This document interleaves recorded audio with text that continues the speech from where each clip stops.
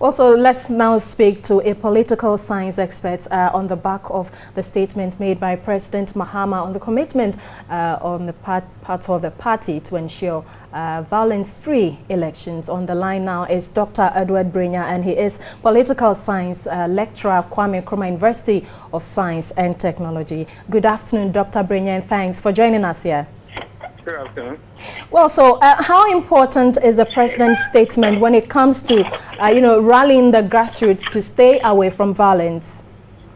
I think it's very important, given the utterances and the atmosphere that is generated so far, which seems to suggest that 2016 is a do-and-die affair for certain political parties.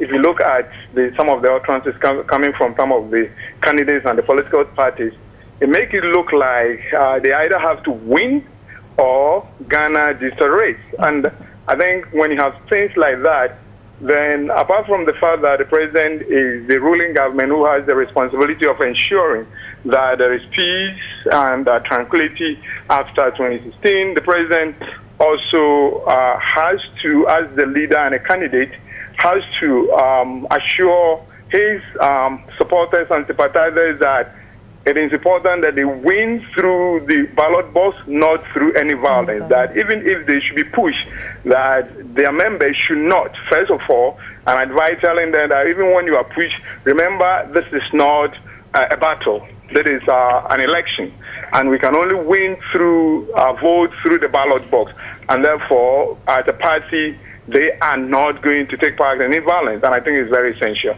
And in your expectation, do you think that other political parties, candidates contesting this year's election should also come out and make such pronouncements?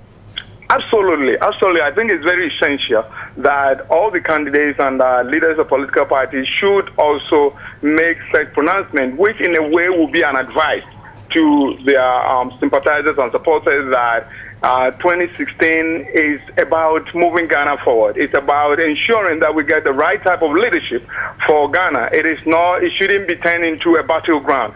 Right now, it looks as if for majority that are illiterate, it looks as if they are buying the idea that it's a do-and-die affair. I mean, we can talk about certain political parties. And when leaders, the candidates and the leaders come out to make such pronouncement, it in a way informs and advises them that it shouldn't be a battle. It should be about rallying people to go and vote. I think one of the important things I also need to take into consideration is that for the parties that are making such utterances, they don't know that many a time it demobilizes people. When people feel afraid, when they are feared because of utterances, then what you likely going to see is that people will not actually go out to vote because they think that something may happen at the polling station. It demobilizes people. So when you send that message and people are assured and they are at peace, you actually mobilize people to go and vote. Let us let them know that it is about you mobilizing people to go and win at the ballot box, but not wait and think that you can win by any other means other than at the polling station. Yeah, so why is it so that, each time there is an election or an impending election, we start getting too concerned about our safety, security, we are thinking about violence and all that? Why is it so? Should our democracy haven't matured to an extent that people would not be bothered about their safety, about security when we are about to go to the polls?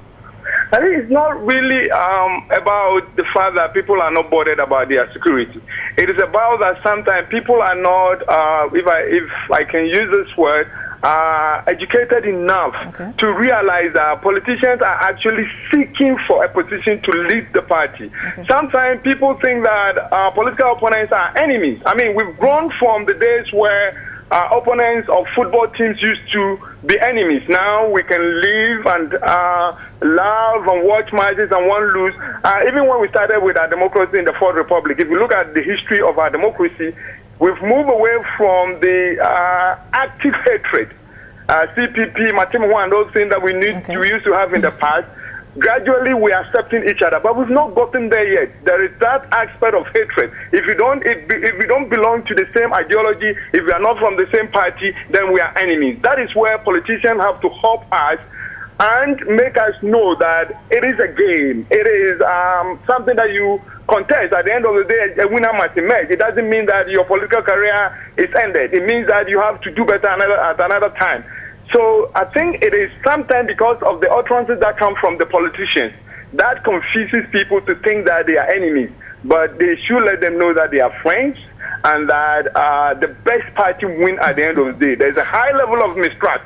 This needs to be addressed. And finally, there is also the importance of our institutions. The institutions of accountability, electoral commission and those things need to be transparent. They need to instill this aspect of trust in the people so that people can go to the ballot box accepting the result. And I must admit that everywhere all over the world, at the end of every election, we have had people that are not happy, but they don't resort to the kind of violence that we've seen in our part of the world. All right. Thanks so much. I have been speaking with Dr. Edward Brenya, and he is a senior political science lecturer at Kwame Nkrumah University of Science and Technology.